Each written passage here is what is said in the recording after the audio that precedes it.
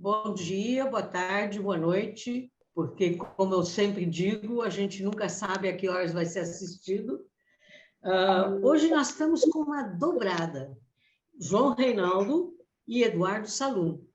E a gente gostaria primeiro que vocês cumprimentassem os nossos ouvintes e assistentes e depois nos explicassem um pouco o que significa essa dobrada. Por favor. Quem começa? Eu começo aqui. Ok. Meu nome é João Reinaldo, eu sou professor aqui da Rede Municipal Tatuí, atuo no movimento sindical, no movimento social, aqui na Praxis. Desde 2013, 2014, a gente vem construindo aqui em Tatuí um mandato compartilhado, que vem dando certo no sentido de antagonizar todo tipo de política conservadora e que não beneficia as camadas populares que nós almejamos dentro da política. Então, por esse motivo, surgiu a ideia da dobrada aqui da Coletiva Plural com o Salum. E eu, representando a Coletiva Plural, consigo fazer uma construção, porque os dois projetos são bastante parecidos e irmãos, porque tem como ideal abrir os gabinetes da política institucional para a comunidade.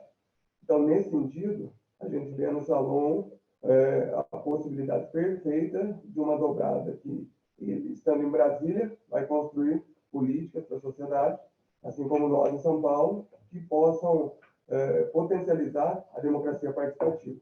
Então, nesse sentido que Tatuí tem hoje um nome para representá-los no Estado de São Paulo, na Leste, e outro na Assembleia Legislativa, em Brasília. Perfeito. Salum? Raquel, primeiro é um prazer muito grande estar aqui contigo, estar conversando um pouquinho sobre o que nós estamos precisando para o nosso país, precisando para o Estado de São Paulo. Meu nome é Eduardo Salum, eu estou vereador em Tatuí desde 2016, venho de família de imigrantes árabes e de pai de mãe de trabalhadores da agricultura familiar. Fui estudante do Conservatório de Tatuí, me formei em música, sou violoncelista de formação. Depois trabalhei em diversas áreas, como garçom, como músico mesmo, até como metalúrgico em determinado momento da minha vida. E como servidor público autárquico na Secretaria de Cultura, na cidade de São Carlos. Eu fui cursar Ciências Sociais na Unesp de Araraquara, fui mais para a área de ciência política, sociologia e relações internacionais. Em 2016 veio candidato a vereador, fui eleito o mais jovem vereador da história da cidade de Tatuí.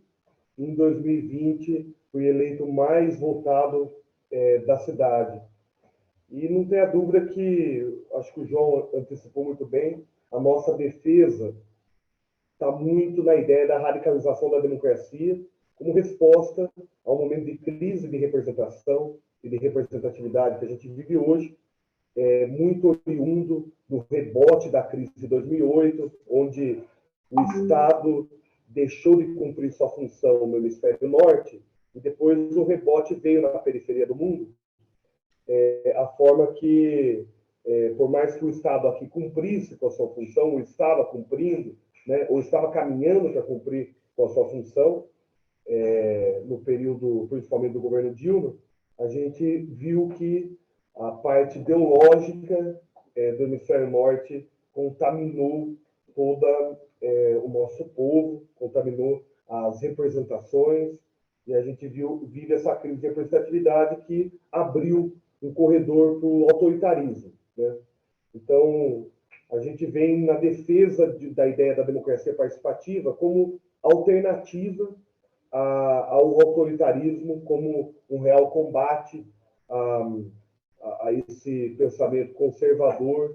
E eu nem digo conservador apenas, porque o conservador, né, Raquel, pelo menos ele anda ainda um passinho curto, mas anda para frente. É um pensamento reacionário, na verdade. É um pensamento de volta ao passado que a gente quer evitar ao máximo. Mas é meio que por aí. Perfeito. Salum, você falou do conservatório, né? Você tinha estudado. O conservatório de Tatuí parece que esteve ameaçado de fechamento, né? E você se posicionou a respeito disso. Você não quer contar um pouco essa história? Na verdade, Raquel, o Conservatório Tatuí, ele, para quem não conhece, é considerada a maior escola de música da América Latina Sim. e uma referência nacional e internacional. A gente tem o prazer de receber aqui pessoas da América Latina inteira, do continente africano, inclusive da Europa, que vêm aprender, que tem curso aqui que só tem aqui, ou melhor dizendo, os melhores são aqui, né? Principalmente os cursos que têm a ver com o choro, com a música brasileira.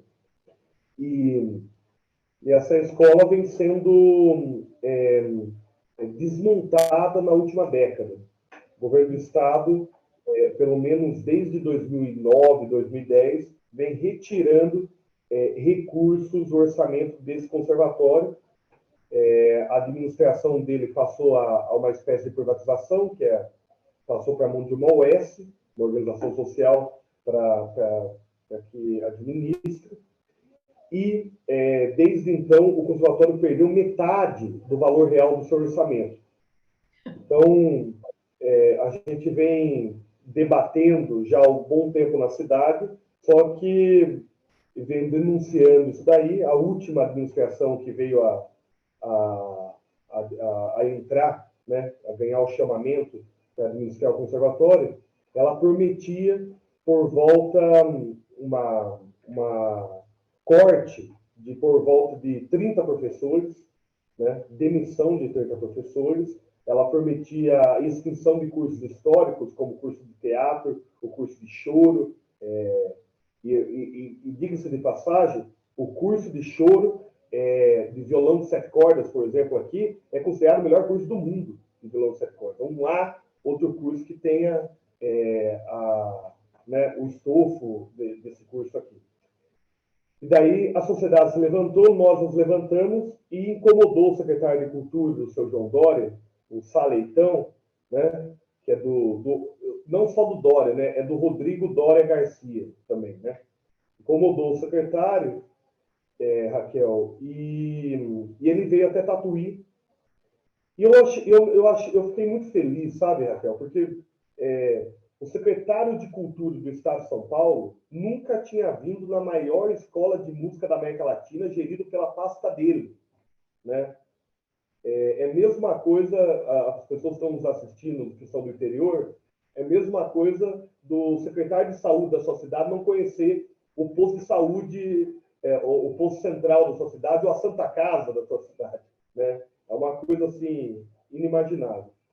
E nessa reunião que ele veio para cá, sentindo-se incomodado com as denúncias, ele veio e mentiu por 40 minutos falando que o conservatório não teria corte. E de uma forma de tentar enganar as autoridades que estavam ouvindo, os vereadores, secretários e tal, ele se referiu, Raquel, falando que o orçamento do conservatório era o orçamento recorde para o ano de 2021, aliás, 2022. E ele apresentou um orçamento recorde de 27 milhões. O orçamento do conservatório em 2010 era 25 milhões. Como que hoje é um orçamento recorde de 27 milhões? Então, ele faz o jogo dos números absolutos, sem contar o quanto valia, né, o dinheiro, esses 25 milhões, quanto valia em 2010 e quanto vale agora, né? Vale muito menos. E quando a gente vai fazer a conta, na verdade, para ter o mesmo poder de compra do orçamento de 2010, o orçamento teria que estar em 45 milhões, pelo menos, né? E daí eu falei isso para ele, ele começou a questionar meus dados, eu falei que os dados eram das leis orçamentárias da Assembleia Legislativa. Ele ficou indignado, que ele não esperava que a gente estaria preparado para a reunião, e tentou questionar eu por ser do PT. Os dados de quem? Da assessoria do PT? E eu conheço o passado dele, sabe, Raquel? Eu falei, da assessoria do PT, sim, do mesmo partido que o senhor fez parte do Ministério da Cultura e do governo de Gilberto Gil. O senhor lembra que o senhor foi assessor do Ministério da Cultura? Então, o senhor não busca no prato que o senhor comeu. Então, naquela época, o PT servia para o senhor. Hoje não serve mais. Ele se surpreendeu, né? E daí, a tensão já estava no ar. Eu falei que, no interior, a mãe da gente ensinava vergonha na cara para a gente. A gente não ia para casa dos outros e mentia, né? Ele se sentiu desrespeitado e bateu na mesa e partiu para cima para me agredir, né? E daí teve que ser segurado por outras pessoas. No final, acabaram filmando esse momento. Depois disso, isso daí caiu na imprensa, a Folha publicou, o Estadão publicou, o Globo e tal. E daí, Raquel, o que eu posso dizer para você? A mobilização da sociedade na cidade foi de uma solidariedade comigo e a sociedade se conectou muito com a escola de música, até porque a cidade é conhecida como capital da música, Tatuí, por causa do conservatório. E a partir disso, dessa mobilização da sociedade, a gente conseguiu evitar 30 demissões, nós conseguimos fazer pressão para que os cursos não fossem extintos, nós conseguimos, inclusive, uma emenda da bancada do PT na Assembleia Legislativa de 4 milhões de reais para o Conservatório de Tatuí. É a maior emenda que a cidade de Tatuí já recebeu na sua história, para você ter uma ideia do peso dessa emenda.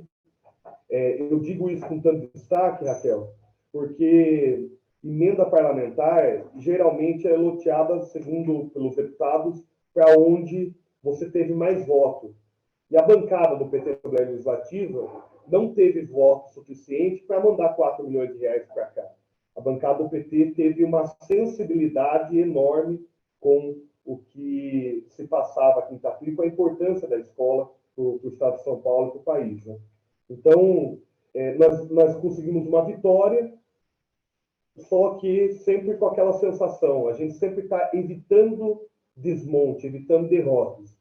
E eu estou vindo, inclusive, candidato a deputado federal dessa vez, sabe por quê? Porque eu quero avançar, eu quero fazer a agenda para frente agora. Eu cansei de evitar desmonte, evitar cortes, evitar, né?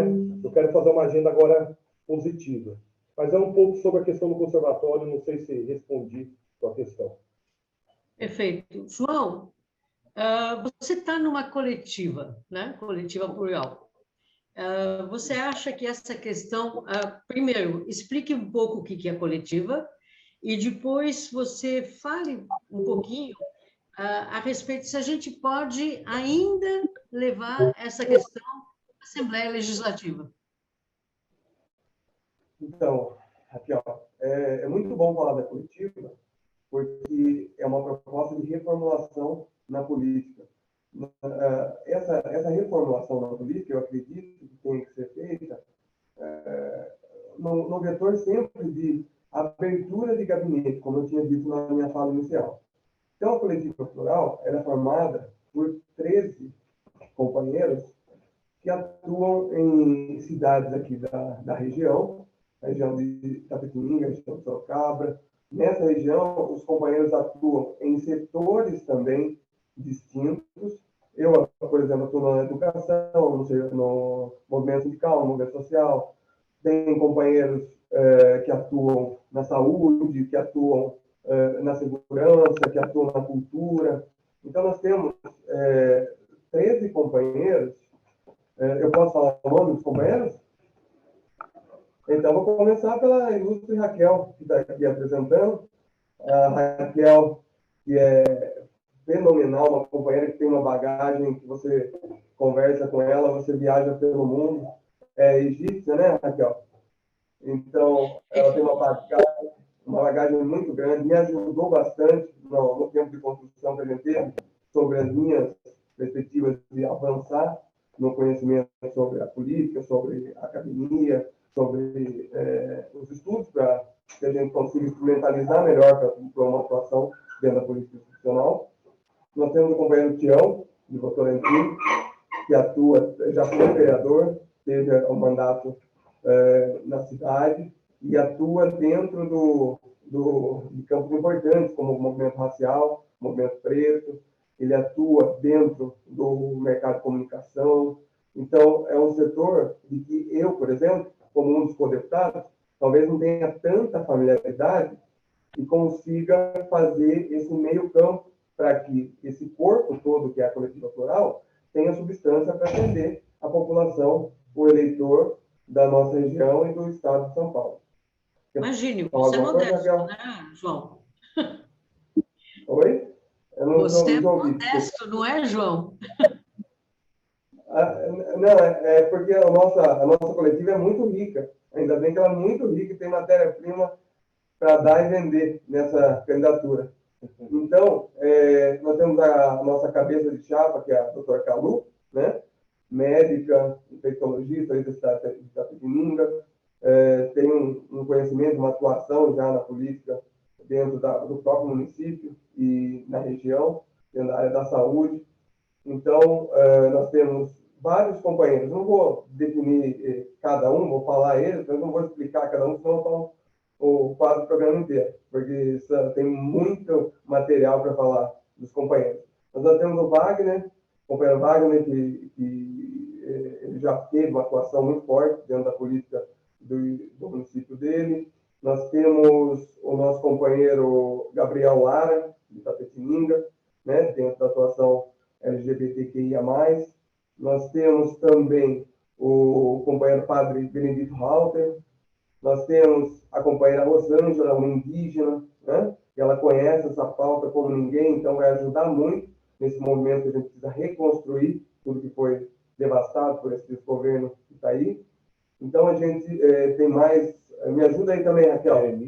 Jeremias, que é professor, um professor de excelência. Tem a Maria também. Tem a Maria. Nossa, Maria é fantástica. Maria está no ladinho da gente. Maria de Peró, ela... Como é o nome do assentamento dela mesmo? Bela Vista. Assentamento Bela Vista. Ela é uma companheira de luta que, quando a gente estava pensando em começar na luta, ela já conhecia tudo desse movimento, que é muito importante para o nosso país, para o nosso estado. E aí nós temos também, além da companheira Maria, o companheiro Jeremias, né, o companheiro Tião, acho que eu falei todos, né, Raquel? Eu acho que sim. Agora, segundo o padre, nós somos 6 mulheres, 6 homens e um padre. Não é? E um padre de excelência também, né? O padre Benedito tem uma concepção sobre a luta contra a fome excepcional. Como é que ele se espelha muito no padre Júlio Lancelotti, né? Então, assim, não é qualquer padre, é um baita padre. Então, nós temos esses 13 companheiros que formam um corpo. E esse corpo, ele atua uma leitura de município macro, né? Uma leitura de região macro e em setores também. Então, assim, nós conseguimos montar um corpo que consiga ter braços para articular e, mais uma vez, volto a falar, reformulando a política, abrindo o gabinete para a população ocupar de dentro, não votar em 4 por 4 anos. A coisa mais triste para a gente, que sabe que a política institucional é um vetor importantíssimo dentro das mudanças sociais que precisam acontecer, é que o voto aconteça de 4 em 4 anos e não tenha link nesses intervalos. Isso é muito triste. O voto ele precisa ter conexão direta. No dia 2 a gente vai votar para o Lula, para o Haddad, para o Márcio França, eu vou votar no Salum, na coletiva plural, mas assim, no dia 3 a gente está acompanhando o mandato, acompanhando o executivo, o legislativo, no dia 4 mais ainda, e é assim que a gente vai construir, de fato, uma política que faça sentido. A política que faz sentido é aquela que alcança a população. A democracia só tem sentido nisso. A eleição é um passo e muito pequeno, porque a eleição ela pode colocar pessoas que precisam estar, como é o caso do presidente Lula, como é o caso do Haddad, como é o caso de todos os membros do Legislativo, mas esse mandato ele tem que ter link na população para ter base, para ter substância e para conseguir ouvir o que a população quer e executar dentro do poder o que a população precisa. Aí tem sentido a nossa democracia. Então, a coletiva plural vem nesse sentido, de reformular e de alimentar a nossa democracia para que radicalize e a população se sinta, de fato, com pertencimento aos nossos políticos que atuam. E, João, você acha que essa questão do conservatório está resolvido ou nós vamos ter que prestar atenção nisso? Muito. Precisamos prestar atenção muito nisso.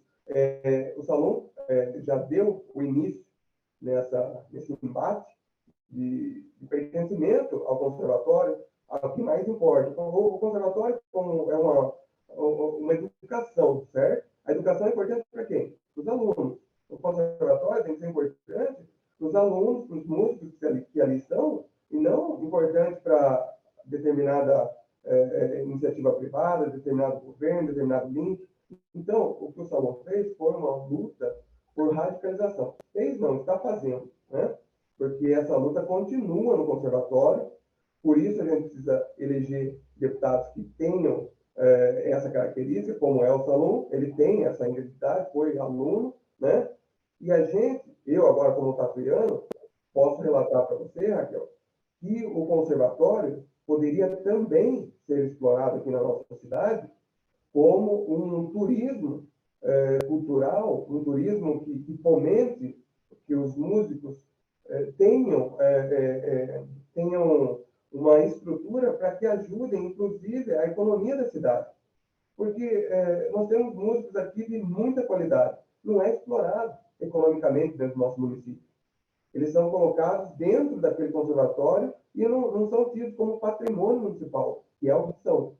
Então, eu acho que um passo importante nesse sentido é que a gente estruture o conservatório para que a extensão dele também colabore com a economia do município.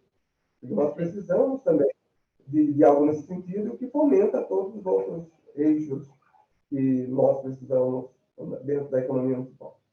Perfeito. Salum, você também, entre outras brigas, diz que batalhou por um espaço para o movimento social e que pretende generalizar isso em todos os municípios.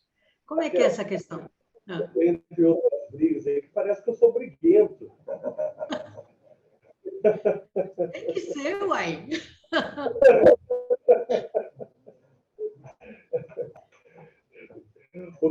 A questão é sobre como que é? Cassação. É cassação, né? O que foi a outra questão, Raquel? Desculpa, eu cortei aqui, que eu fiquei ligado na palavra. Não, um espaço para o movimento social em todos os municípios. Né? Então, sim, na verdade, quando a gente foi eleito, o João foi um companheiro importantíssimo, inclusive, no processo da nossa eleição, Raquel. A gente foi eleito justamente no ano de 2016, né? E foi o pior ano, eu não digo o pior ano que o PT viveu desde a sua história. Para mim, é o pior ano que um partido político já viveu na história do Brasil. Porque todos os ataques que o PT vinha sofrendo, e foi levado o golpe na presidenta Dilma na semana anterior à eleição municipal para não sangrar de fato. Então, o cenário da gente era um cenário de terra arrasada, né? E quando a gente vence a eleição 2016, a gente olhava para a terra arrasada, olhava para os lados, só tinha cinza, Raquel. E a ideia era o seguinte: o que é o melhor de você?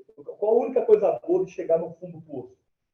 E daí você não tem como cair mais, só pode subir, escalar. Então, brincadeiras à parte, a gente peguei mais da metade do meu salário de vereador a partir de 2017, aluguei uma casa no centro da cidade, atrás do mercado municipal da cidade, 3 quarteirões da Praça da Matriz, onde passa toda a classe trabalhadora da cidade, que tem o terminal de ônibus da cidade de Tatuí, e nós batizamos essa casa de Central de Movimentos Populares, Casa da Praxis. A Raquel sabe, mas os nossos ouvintes, quem está assistindo talvez não saiba, mas praxis é um conceito que diz que o homem, além de ser objeto da história, deve ser autor da história, né? O homem tem que ter o poder de transformar a sua história a partir da teoria para a prática, né? De forma dialética. Fizemos essa casa e adaptamos essa casa passou a ter a ser um abrigo, uma trincheira para os movimentos sociais. Então, o movimento feminista passou a se organizar aqui, o movimento negro passou a se organizar aqui, movimento de psicólogos na luta antimanicomial passou a se organizar aqui, movimento de evangélicos progressistas, evangélicos contra a fake news, um coletivo chamado A Verdade Liberta, passou a se organizar aqui. Enfim, e dentre diversos movimentos, que eu não vou citar todos, o Partido dos Trabalhadores passou a se organizar também. Foi construído aqui 2 grandes projetos sociais que tomaram uma dimensão importante na cidade. Um projeto social é uma escola de música, que é o Instituto Amadeus, que existe desde 2013, construído pelo nosso movimento. No entanto, o tempo áureo dele foi a partir de 2017, a partir dessa casa, que inclusive é onde eu estou aqui, nesse momento. Eu estou na biblioteca da casa, sabe, Raquel? Aqui. E o Instituto Amadeus, a finalidade dele é pegar a juventude da periferia e dar o ensino básico da parte de música. E como o Conservatório Tatuí vinha sofrendo os cortes, a clientela vai elitizando. No sentido de que hoje você consegue ingressar, a maior parte que consegue ingressar no conservatório já tem que ter um curso básico de música para conseguir ingressar. Então, para que a nossa periferia continuasse acessando a escola, a gente criou o Instituto Amadeus. Para você ter uma ideia do início do projeto, nós temos hoje 5 jovens tocando em orquestras europeias, e que vêm da periferia da nossa cidade. Então, esse foi um grande projeto, e um outro grande projeto, que inclusive o João ajudou muito também na formulação, na construção, na operação. A gente formou aqui o primeiro cursinho pré-vestibular gratuito da história da cidade. E eu costumo dizer que os melhores professores de cursinho da cidade e da região vêm trabalhar voluntariamente dando aula nesse cursinho. Tem gente que vem de Sorocaba, né, sem nem o dinheiro da gasolina, por amor, pela militância de estar botando a molecada da periferia de baixa renda na universidade. Nos últimos 4 anos, nós aprovamos mais de 80 jovens em faculdade estadual, federal, ou 100% de bolsa pelo ProUni, ou FIES. E para mim, Raquel, é uma honra isso daí. Nós tivemos recentemente uma menina que nós aprovamos na PUC, em medicina, com 100% de bolsa pelo ProUni, não vai pagar um centavo e virar médica, vem da periferia da nossa cidade. E para mim é muito importante isso, só para não me alongar, porque por menor que isso pareça, eu converso na nossa periferia, eu ouço muita reclamação do tipo assim, não todos, obviamente, mas generalizada a reclamação. O médico trata mal a gente no posto de saúde, o médico não encosta na gente no posto de saúde. E a Fabi, que nós conseguimos aprovar na Faculdade de Medicina, ela veio depois de 2 anos de faculdade conversar comigo. Eu falei, Fabi, dá esse depoimento só para demonstrar a importância da coisa, Raquel. Fabi, o que te chamou mais atenção na Faculdade de Medicina? Ela me disse assim, o estacionamento da faculdade. Eu falei, por quê? Porque só tinha carro importado no estacionamento da faculdade. Eu falei, e Fabi, e qual que é a especialidade que a sua turma quer? Né? O pessoal da sua turma. A maior parte quer estética, plástica, essas coisas que dá dinheiro. Eu sou a única da minha turma que quer o medicina da família. Eu falei, sabe por que isso, Fabi? Porque você foi a única da tua turma que precisou de uma UBS, precisou de um posto de saúde. Eu digo isso, Raquel, porque por mais de parecer pouco, a gente ter conseguido aprovar uma menina aqui em medicina da nossa periferia, as pessoas que estão nos ouvindo, nos assistindo, a gente só vai ter um médico tratando bem a gente no posto de saúde quando o filho do trabalhador virar médico.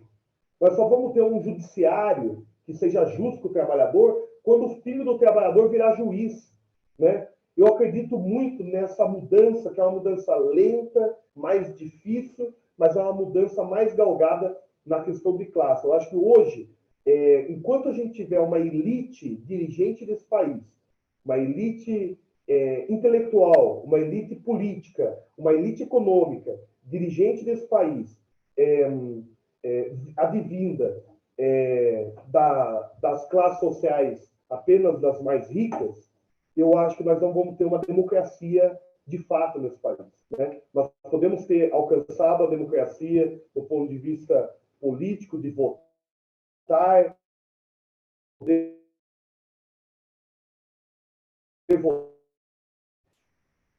eu acho Parou o áudio. do ponto de vista das classes sociais. Está nos ouvindo, Raquel? Acho que travou.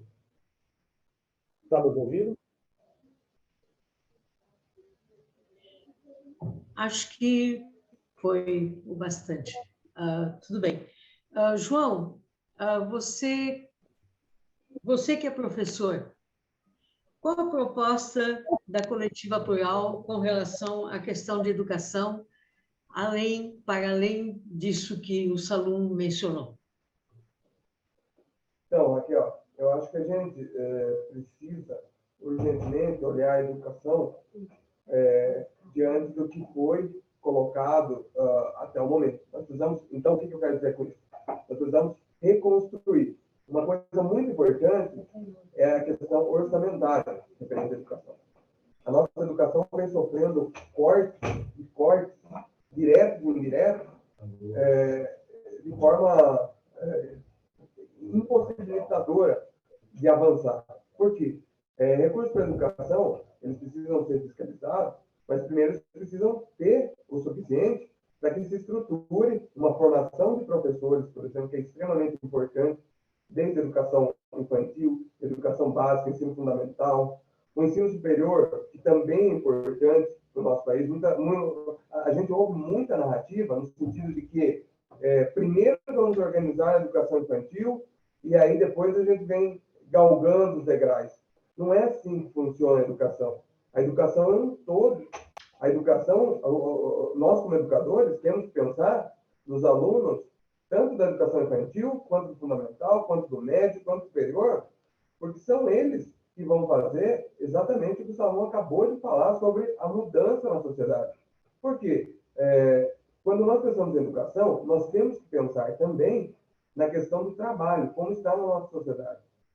Existe um link de trabalho para a classe trabalhadora, a classe menos favorecida, a classe que não é favorecida, na verdade, que é atacada diariamente, e trabalho para a elite.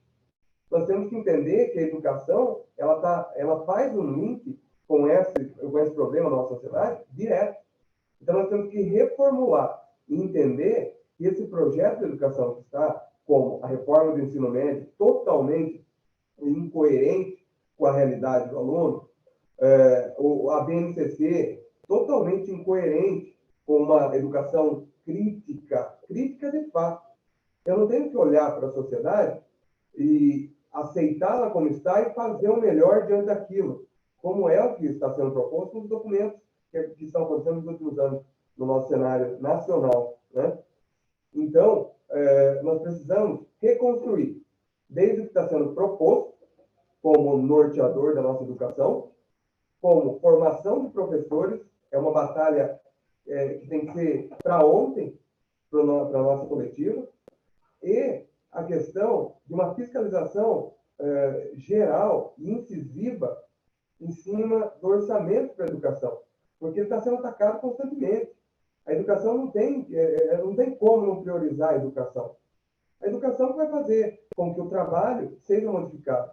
Nós não temos um trabalho para o Salum e um trabalho para mim. Nós temos um trabalho que tem que ser colocado na sociedade e, através do Salum, através das potencialidades, das capacidades, das escolhas do Salum e das minhas, nós iremos ter possibilidade de trabalhar, de fazer nossa atividade no mundo, de fato, como está disposta na sociedade. E hoje não existe isso. Hoje existe um trabalho direcionado para chão de fábrica, tá? para falar bem português claro, você instrumentaliza, a escola técnica é excelente, mas a reforma, é isso que é um ponto muito importante para a gente pensar. Estão confundindo a reforma do ensino médio com a potencialidade de uma escola técnica, por exemplo. Isso está sendo totalmente colocado de uma forma falaciosa, porque o aluno do ensino médio ele precisa conhecer todo o conhecimento produzido socialmente. E aí ele escolhe se vai para uma área técnica, se vai fazer ensino superior, ele escolhe a atividade que ele vai fazer na sociedade. Isso é uma educação justa, isso é uma educação crítica, isso é emancipatório. Agora, não você, já no ensino médio, colocar para que o aluno aprenda determinada questão que vai colocá-lo diretamente ou favorecer muito para que ele procure emprego, por exemplo, no chão de fábrica, que não pense mais do que isso. Ele tem o direito de escolher se ele quer ou não estudar, por exemplo, a medicina, para ser um advogado, para ser um professor. Esse direito tem que ter posto. E isso faz sim com a educação. Você falou em educação crítica e educação voltada ao chão de fábrica, né? Eu estive lendo recentemente a Angela Davis e ela diz que a escola prepara mais para o presídio do que para qualquer outra coisa, porque ela está baseada na ordem e na disciplina, ao invés do prazer de aprender, né? Como é que você enfoca essa questão? Exatamente essa ordem e disciplina, ela tem um porquê, um elemento básico, o cerne dela, que é o mercado. O mercado já não vai nortear muitas coisas, invadir até campos da política, como determinadas fatos que nós estamos presenciando. O mercado também precisa muito nortear a educação. Então, hoje, ele coloca como se a educação prazerosa, por exemplo, a educação que o aluno contempla todas as possibilidades que a sociedade produziu de conhecimento, essa educação prazerosa, o mercado coloca dentro de um nicho. E esse nicho está estruturado para que o aluno não pense em refletir e desconstruir o que está errado na sociedade. Para que ele pense que a sociedade está de determinada forma e eu tenho que me adequar devidamente a ela. Então, nesse sentido, eu vou aprender isso, vou aprender aquilo, vou aprender aquilo outro. Mas que isso tudo está cerceado pelo que o mercado quer. Então, eu acho que essa fala, esse antagonismo, na verdade, tem um cerne que nós, como educadores, temos obrigação de desvelar, que é o cerne da imposição do mercado. E muitas vezes nós esquecemos isso na nossa crítica à educação. A gente foca muito em outros quesitos. Nós temos que desvelar e combater o espaço do mercado. O espaço do mercado não é norteando a ação do educador, do professor. O espaço do mercado é outro. A educação a gente tem que possibilitar reflexão, crítica, emancipação, para que o aluno, de fato, seja um cidadão liberto. A nossa educação libertadora propõe isso. Uhum. Perfeito. Gente boa, o nosso programa, infelizmente, termina sempre antes da gente esgotar o assunto. Mas vocês gostariam de levantar, embora mais rapidamente, que propostas que vocês teriam adicionais a essas? Por favor, Salum, com essa? Para a educação? De um modo geral. Não, sim. Só tem uma coisa relacionada à educação, que é o seguinte. Tudo que a gente fala sobre educação, acho que a primeira coisa que a gente vai ter que ter como base para tudo isso é o quê? A valorização do profissional que, de fato, produz, melhor dizendo, cria as condições para a produção do conhecimento, para a libertação e emancipação. Quanto esse profissional que está ganhando, é ridículo. Não tem país que vai se desenvolver dessa forma. Eu sou uma das pessoas que bato na seguinte tecla. Salário mínimo do professor tem que ser o salário mínimo do DIEESE. O piso salarial do professor tem que ser o salário mínimo do DIEESE. R$ 6.500 é o mínimo. Nós temos que passar a defender isso a partir de amanhã. Isso, Lula ganhando eleição, se a gente quer um país do futuro, tem que começar por aí.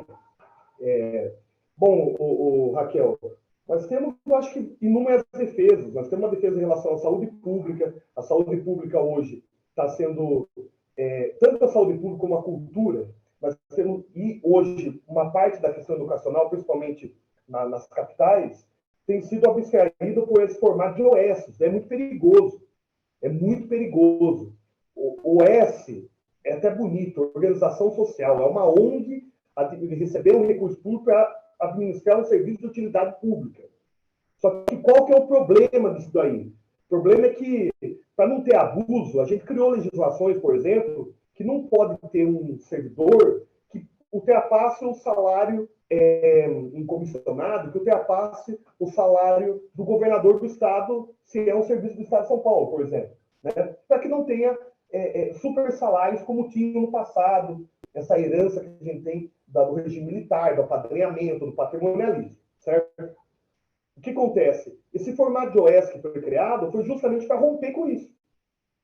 Foi para romper, porque o Estado paga o serviço que tem que ser dado e o diretor da OS, tem diretor de OS no Estado de São Paulo, está recebendo 40 mil reais por mês, 50 mil reais por mês. Vocês têm uma ideia da coisa. E é dinheiro público. Então, é uma forma de burlar a coisa. Então, nós temos que tomar cuidado, além do avanço do mercado que existe para isso, além do espaço que há para a corrupção nesses setores. Eu acho que nós temos que, de fato, debater com profundidade. Eu tenho certeza que a coletiva vai debater com profundidade no estado de São Paulo, onde esse negócio de OS está avançando, que é um inferno. Eu acho que para a questão da questão ambiental, né, falando rapidamente para a gente não tomar tanto tempo e finalizando, hoje a gente toma 4 litros de agrotóxicos por ano, não é? De veneno por ano. Então, para ontem a gente mudar o modo de produção da nossa agricultura. E quando eu digo isso, eu digo porque a natureza nos deu uma grande resposta recentemente, né, que foi a pandemia. Hoje tem sido investigado pela ciência e tudo mais, e a gente cada vez mais tem chegado na conclusão de que a pandemia é o resultado da agricultura e da pecuária predatória, do agronegócio predatório para a China. E isso aí invadiu os campos naturais, onde o vírus lá, o coronavírus, cumpriu uma função biológica no seu ecossistema, e daí ele passou a entrar em contato com seres humanos que não deveria, a partir de passar de um animal para outro, até entrar em contato com seres humanos. Ou seja, qual que é o resultado disso daí? Nós temos uma agricultura predatória que está avançando, e isso vai acabar cada vez mais prejudicando a saúde pública e, pior, Raquel, é uma anunciação, inclusive, da possibilidade de extinção da nossa espécie, se a gente não devidamente reconectar, né, as prioridades da gente com o nosso mundo, a existência do nosso mundo, o meio ambiente e tudo mais. Então, isso é uma coisa importantíssima. Salum, só um minuto. Você falou da água também, né? Você não falou da água, enfim. Mas a água parece que está provocando câncer. São desses agrotóxicos que são produzidos nos seus países de origem, né? Fora a queimada da Amazônia, né? Deixar a boiada passar, né? Que está impressionante.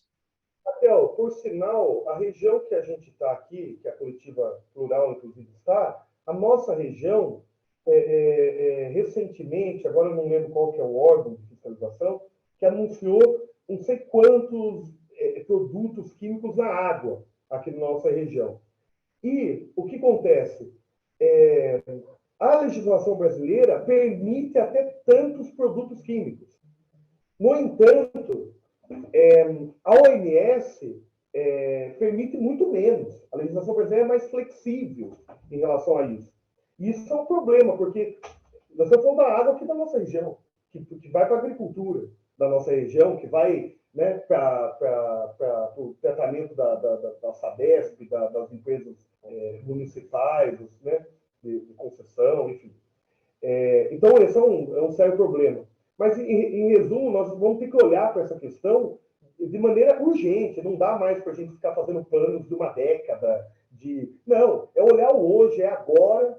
Nós vamos ter que mudar radicalmente essa forma de pensamento. E eu não vejo também, Raquel, podem dizer que eu sou radical e tudo mais, mas eu não vejo outra forma se a gente não olhar a nossa agricultura combinado com uma coisa chamada reforma agrária. Né? Esse modo de produção do grande latifúndio, ele tem que ser um modo de produção do veneno. Ele tem que ser um modo de produção que não gera emprego, porque hoje é tudo automatizado. Né? A gente tem que falar isso. Né? O agronegócio, o grande agronegócio, ele não gera emprego. Ele não gera emprego. Ele só usa das nossas riquezas e exporta. Na verdade, quem coloca comida no prato é o agricultor familiar ou assentado. É quem coloca comida no prato. Então, nós precisamos de um projeto sério, inclusive, Raquel, fazendo, inclusive, a autocrítica que sempre nos pedem ao PT. Nós precisamos avançar mais do que nós avançamos com Lula e Dilma na questão da reforma agrária. Nós precisamos avançar mais, né? Por uma questão imediata ambiental.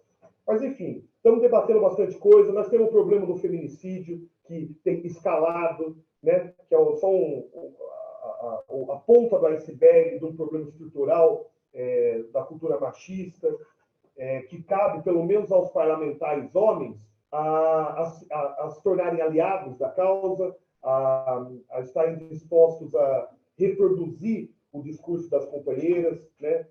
Então, a questão LGBT, a questão do racismo, que é uma questão estrutural das nossas raízes, né? Nós temos que vencer essa questão, e nós só vamos vencer com ações afirmativas de um lado, mas também com ações que sejam punitivas. Né? O racismo ele tem que, cada vez mais, a gente construir uma legislação que puna o racismo, que dê exemplo. Eu não gosto muito da ideia que a punição, Raquel, seja a saída.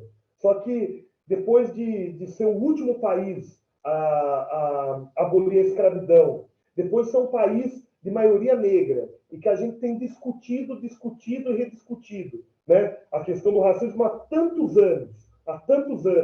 Quer dizer, eu não vejo... Tem um corredor da sociedade, e eu espero que eu não esteja sendo injusto falando isso, mas tem um corredor da sociedade que parece uma falta de caráter mesmo, que aproveitou dessa vinda do bolsonarismo para fazer essa estética da truculência, né? Que é bonito ser truculento, é bonito ser racista, é bonito ser o machão, o machista, o brabo, do ódio e tal. E eu acho que essa gente tem que ser punida.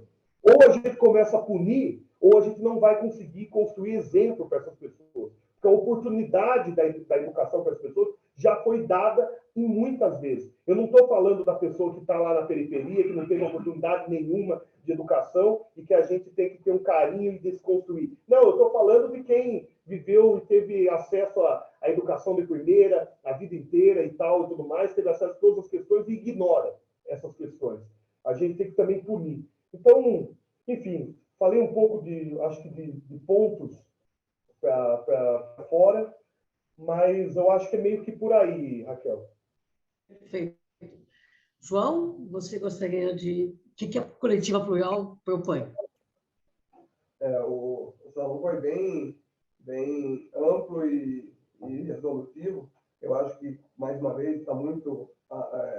nós somos irmãos de propostas, né? Somos todos trabalhadores, somos todos do partido, mas a Plural, por exemplo, como a educação, é uma questão onde nós temos 4 ou 5 professores dentre os 13, talvez até mais, eu esteja esquecendo a formação, que às vezes é mais de uma, né? Então, na questão da educação, eu vejo extremamente relevante a valorização do professor, e essa valorização ela tem que ser por recurso, obviamente, ele merece ser valorizado, o salário equiparado ao IES, mas ela também tem que ser uma formação, uma valorização na questão de formação dos professores. O professor precisa ter uma formação equivalente para que ele execute o norte do que se propõe dentro da sala de aula. Senão, o norte que se propõe, o norte didático que se propõe na educação, vira documento que é engavetado ano a ano. Então, nós temos que ter uma formação e uma valorização do professor. Eu acho que a coletiva plural vem nesse sentido na educação, além de uma coisa que hoje nós temos, mais uma vez, no governo que aí está há mais de décadas, colocando a educação integral como um ponto de relevância no que eles construíram. E, mais uma vez, é algo abstrato, sem nenhuma substância. Não existe, de fato, a educação integral, porque não foi pensada, não foi estruturada, não passou pela valorização do professor, não passou pela formação do professor. E a estrutura, exatamente, a estrutura das escolas não estão preparadas para isso. Quando nós pensamos em educação em tempo integral, é uma coisa. Quando nós pensamos em educação integral, de fato, é outra concepção. A educação integral, ela não é definida pelo tempo que o aluno passa na escola. A educação integral, ela é formada, ela é pensada para que o aluno saia, se forme um aluno com a integralidade dele completa ao decorrer o seu currículo. Então, nós temos... Pode falar, Rafael. João, a Damares, quando ministra, né, das mulheres, dos direitos humanos, etc., etc., ela disse que as questões de gênero deveriam ser proibidas na escola, né? Porque é um jeito de estimular o seu filho a virar gay, né? É um absurdo, que a gente sabe hoje que uma criança que assiste a uma cena de violência dentro de casa e que não tem onde discutir, na verdade, acaba naturalizando e reproduzindo isso depois de adulto, né? Então, é fundamental reincluir as questões de gênero. E parece que educação sexual nas escolas, também a população está apoiando intensamente, né? Definitivamente.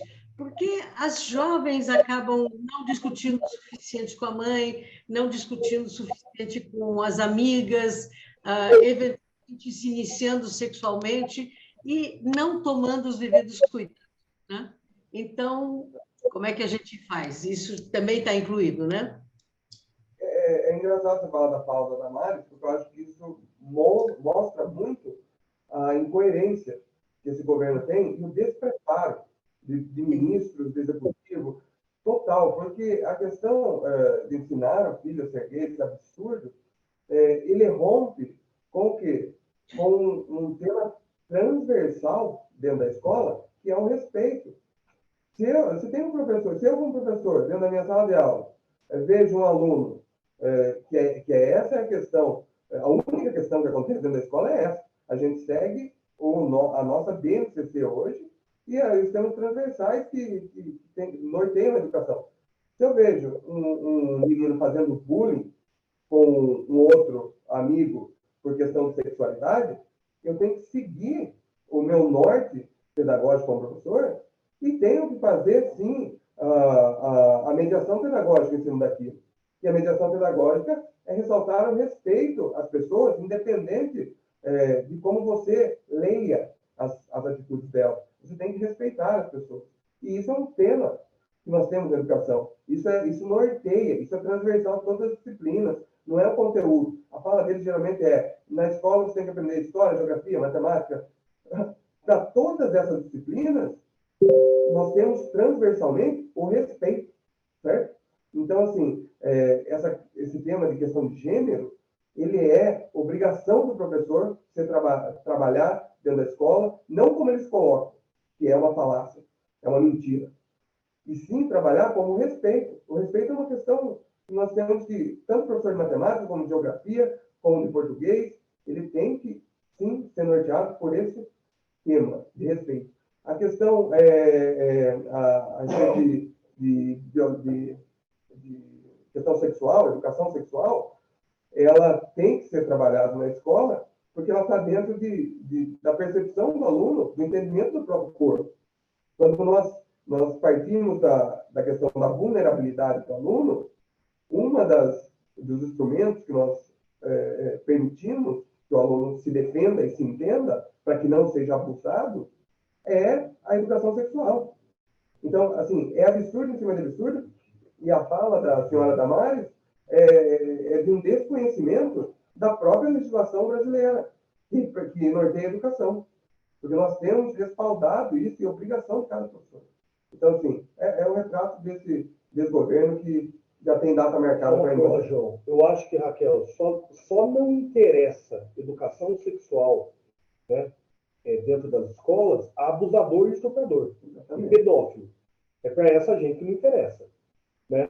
Porque que a criança, o jovem, o adolescente conheça seu corpo, saiba onde... E até para as crianças pequenas. Aqui tem a coisa lúdica ali do ensino pedagógico. Aqui pode pegar, aqui não pode pegar, né? Tem todo essa coisa que precisa ter. Agora, se a maior parte dos abusos acontece em casa, isso é estatística. Quer dizer, se não for a escola esse lugar do acolhimento e da criança aprender, então a gente vai... Eu não sei para que lugar a gente está indo. Né? E além da educação, vindo nesse sentido, uma construção de educação integral, e esses dois temas são preeminentes, nós também, na coletiva, damos uma atenção muito grande à questão ambiental atrelada à demarcação da terra indígena. A companheira Rosângela, o companheiro Gabriel Bittencourt, que são proponentes nessa questão,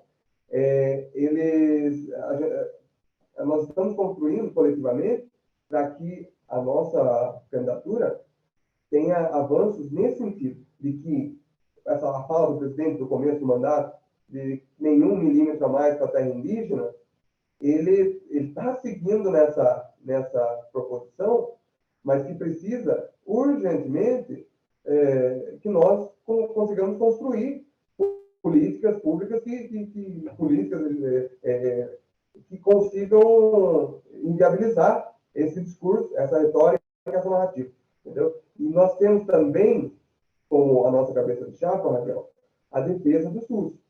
Né? Como uma médica, como uma conhecedora da área, foi construído que nós, da Coletiva Plural, temos como uma das bandeiras principais a valorização do SUS. Foi tão importante, né? Na questão do Covid, na questão que nós temos diariamente, que se não fosse o SUS, infelizmente, muitas famílias não iriam ter condições de pagar pelo próprio tratamento de saúde, né?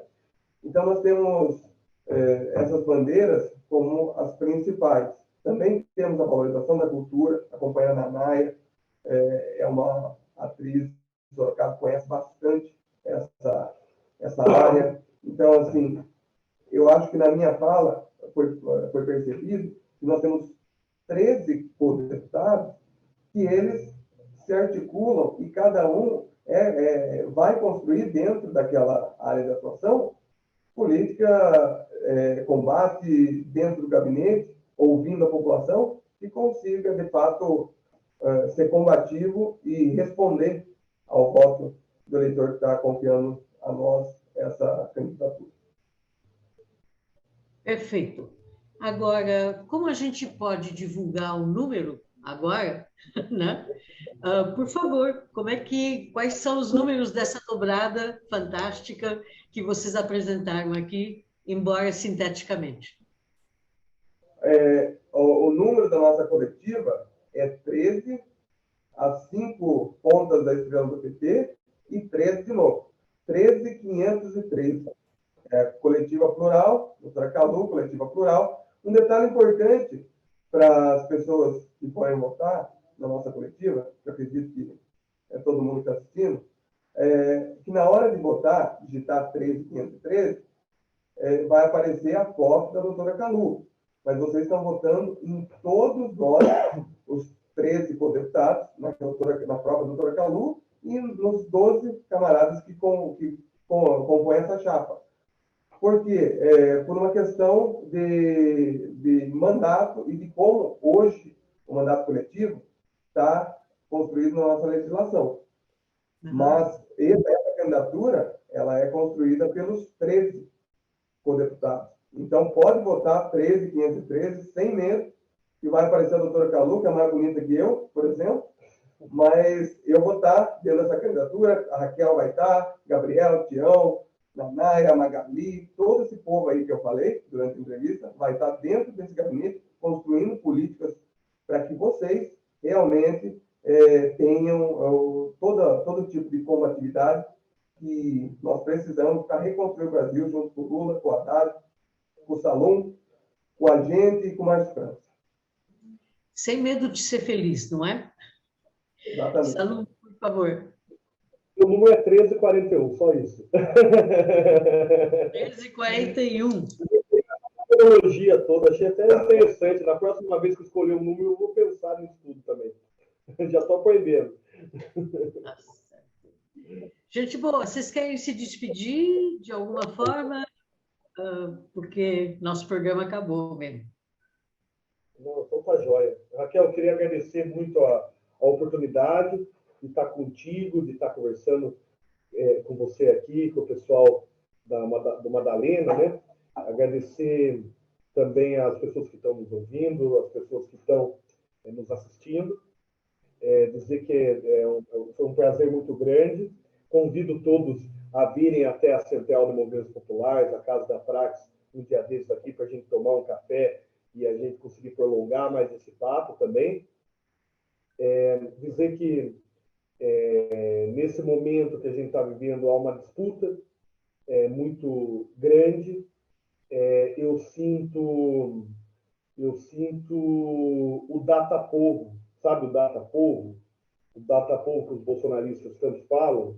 É só você andar nas comunidades, nas favelas, nas vilas, nos bairros, vocês vão perceber que o data-povo é 90% Lula. O data-povo que dá 90% ao Bolsonaro é o data-povo dos condomínios, chique, de alto padrão, daí, né, geralmente do centro geográfico, né? Enfim, então, queria dizer que o Lula está muito forte, a gente tem a convicção que o Lula vai ganhar a eleição e temos a grande esperança que seja no primeiro turno, até porque nós estamos numa escalada de violência, nós temos companheiros perdendo vidas nesse momento, a gente tem visto cada vez mais notícias. A gente, nesse fim de semana, Raquel, tivemos a nossa caravana em Tatuí alvejada na cidade por um bolsonarista covarde que jogou uma pedra e quebrou o para-brisa de um carro de um senhor de 65 anos que estava conosco nessa caravana. Então, essa escalada de violência ela torna urgente a eleição do Lula no primeiro turno. E se as pessoas que estão assistindo hoje estão pensando em votar, por exemplo, no Ciro Gomes no primeiro turno, eu peço para que as pessoas entendam a viabilidade do momento que nós estamos vivendo e venham com o presidente Lula. Eu acho que é o momento da gente impor, primeiro, essa derrota ao fascismo, essa derrota a esse programa de governo neoliberal, essa derrota ao autoritarismo e a essa agenda histérica preconceituosa, e a gente evitar uma escalada da violência política com mais algumas semanas do processo eleitoral. Eu nunca tive problema com o segundo turno, sempre achei salutar democracia, debate, só que eu acho que no momento que a gente está vivendo não é um momento de normalidade, é um momento atípico, a gente tem que falar o que é. E realmente é uma polarização. É o absurdo, é a antipolítica, é a violência contra a democracia. Então, essa polarização, daí você escolhe para que lado você vai estar. Né? Nós temos uma oportunidade histórica de eleger o companheiro Haddad, o governo do Estado. Haddad vai muito bem nas pesquisas.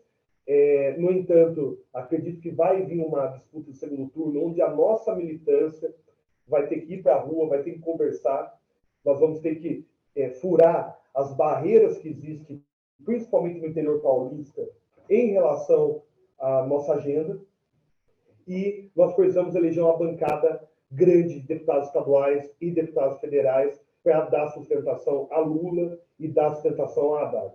E eu acho que temos a coletiva plural, que é uma chapa coletiva que vem com uma riqueza e uma diversidade muito grande, né? Uma coisa que não foi tão pontuada, mas o fato de cada um também fazer parte, né, de uma cidade diferente.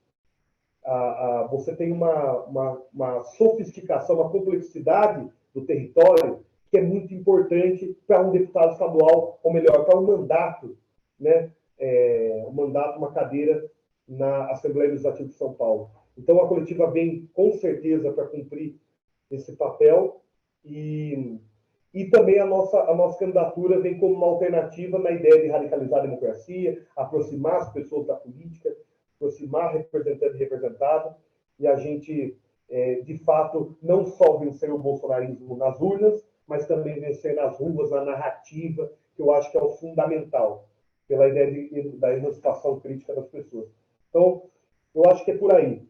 E me sinto muito honrado, agradecer e pedir desculpa, Raquel, que se deixar eu falo pra caramba, fico até amanhã falando. Eu adoro falar, dialogar, é o que eu mais gosto de fazer.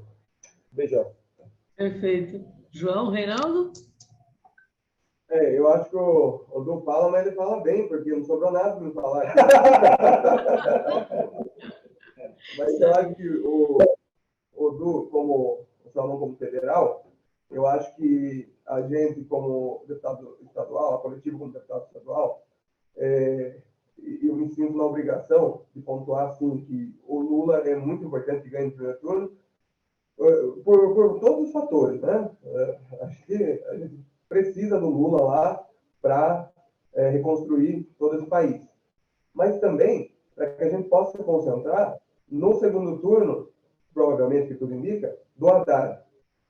Porque nós, da estadual, quando falam sobre a candidatura do deputado estadual, eu sou muito pontual em falar que também é importante que o Haddad assuma o nosso governo de São Paulo. Porque o governo de São Paulo, o Estado de São Paulo, tem o maior orçamento do país. É o maior orçamento do país. E por que a saúde e a segurança estão do jeito que estão?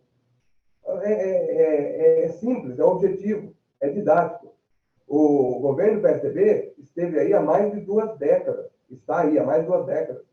A gente não pode perder essa oportunidade de colocar um Estado que tem um orçamento que tem em São Paulo na mão de um nosso ministro da Educação que mais fez pela educação.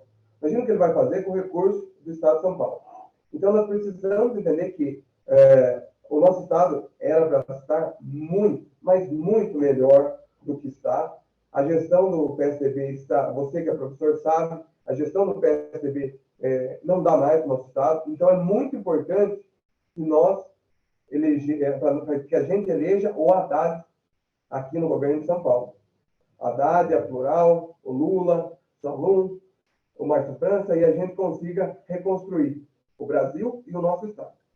Um grande abraço, muito obrigado a todo mundo que ouviu a gente falar aí. Eu falo menos que o Salum, eu sou mais tímido, mas eu escuto muito o que ele fala e consigo complementar, e a gente faz um bem bolado aqui, que a gente consegue construir política que tem que ser feita. Muito obrigado, Raquel. Perfeito. Nós tivemos o prazer de ouvir o Eduardo Salum, 1341, e o João Reinaldo, 13513, né, da Chapa Coletiva Plural. Ok? E a gente volta na semana que vem. Tchau.